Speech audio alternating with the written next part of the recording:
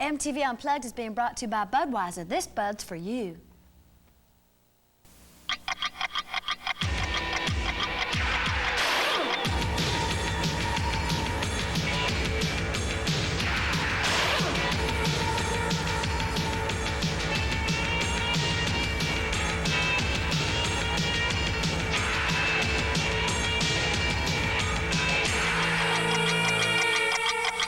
A very good evening to you. Dave Kendall here saying thanks ever so much for unplugging into MTV tonight.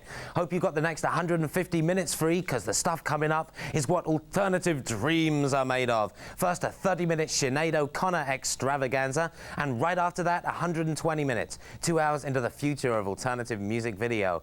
Right now, to close out Mother's Day, a mother who's evolving from an angry young girl into a serene, courageous young woman.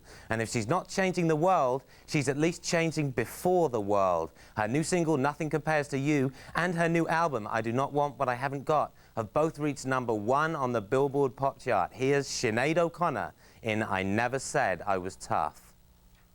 God grant me the surround. For my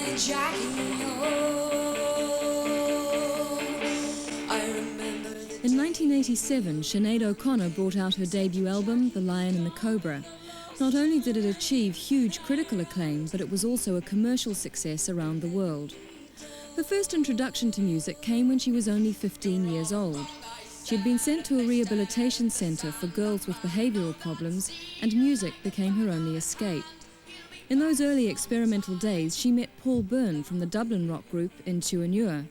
This led to a fortuitous encounter with Ensign Records, where she was signed and given the space to create her own unique image and sound. She took over the production of her first album when she felt that her understanding of the music was greater than anyone else's, a responsibility she does not want to relinquish. On starting her second album, did she not feel under pressure to deliver as big an all-round success as The Lion and the Cobra?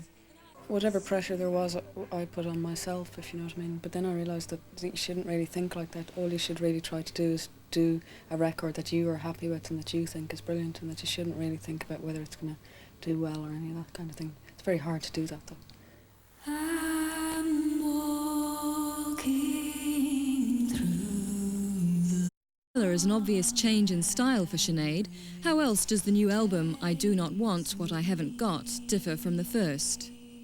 Well, they're happy songs, whereas I think the songs on the first album were a bit angst-ridden and everything, which is fine for whatever phase I was going through at that time.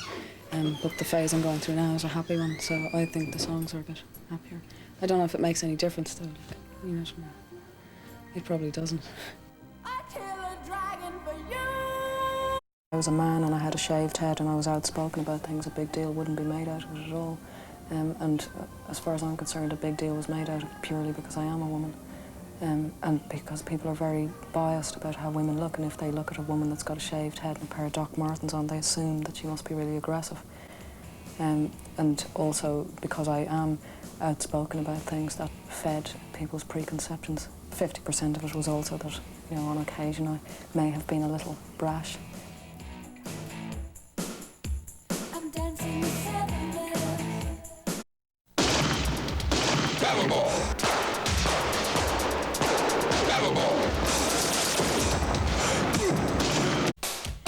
Records, I'm just concerned with what I want to do.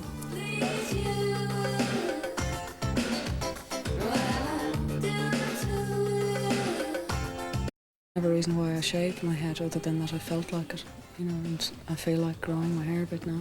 It's not an image, it's not anything that's as conscious as that. I just, as I said, I'm just the same as anybody else. And some days I feel like wearing a skirt, and some days I feel like wearing a jumper, and some days I feel like having a short hairdo, and some days I don't feel like having a short hairdo.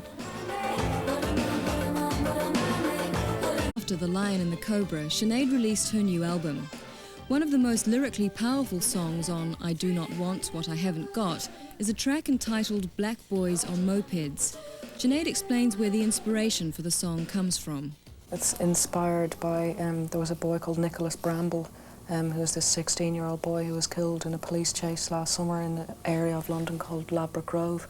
And he was chased on this bike because the police assumed he had stolen the bike, which it later turned out that he hadn't, that he had borrowed it from a friend of his.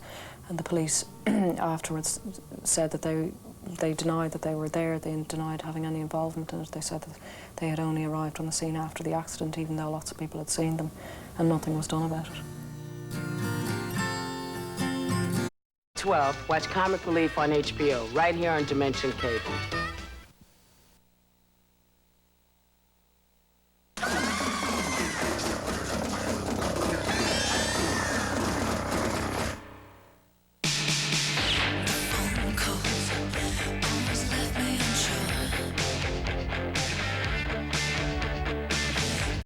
I Do Not Want What I Haven't Got is a distinctly different album to The Lion and the Cobra.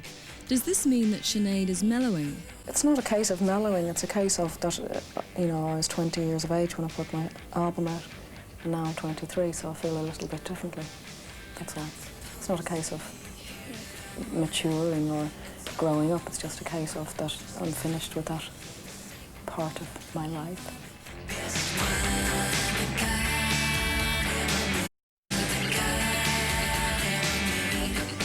Sinead has recently starred in a film called Hushabye Baby. What does acting give her that music doesn't? There's much more freedom of expression, to my mind, than there is in music. There's much more a chance to get things out of yourself, and almost an excuse for getting things out of yourself. Do you know what I mean? Without any confines, you know what I mean? But it's very difficult because you're supposed to be really uninhibited and, you know, unself-conscious, and I'm quite self-conscious. So that's a bit of a problem. To this nun, which I wanted to do, which was just for a second, but they asked me if I would do the part of this girl who's also called Sinead. It's about a 15-year-old schoolgirl that gets pregnant, and, you know, the whole thing about what happens to her and how upset she is and how awful the whole thing is. Don't make me sick. Here was I. He took my hand. I was all sweating. It almost was sunk. What does that mean? In reality, she has a young son of her own, Jake. How has motherhood affected her? It makes you not take things so seriously sometimes. It just makes you realise that there's nothing really matters that much, that it's just, you know, babies are such schizos, do you know what I mean? Like, they'd be really, really worried about something 1 minute and then a second later it doesn't matter, and, you know, that's quite a good thing. Nothing Compares to You has been a #1 single across the world, and although it is a version of an old Prince song, it has outsold all of his singles since Purple Rain in 1984. The video is much acclaimed. Was its moving conclusion deliberate? There wasn't any particular plan of how it would be performed, or that there'd be any sort of gimmick to it or any of that kind of thing. That's just what happened. All the flowers that you planted, Mama.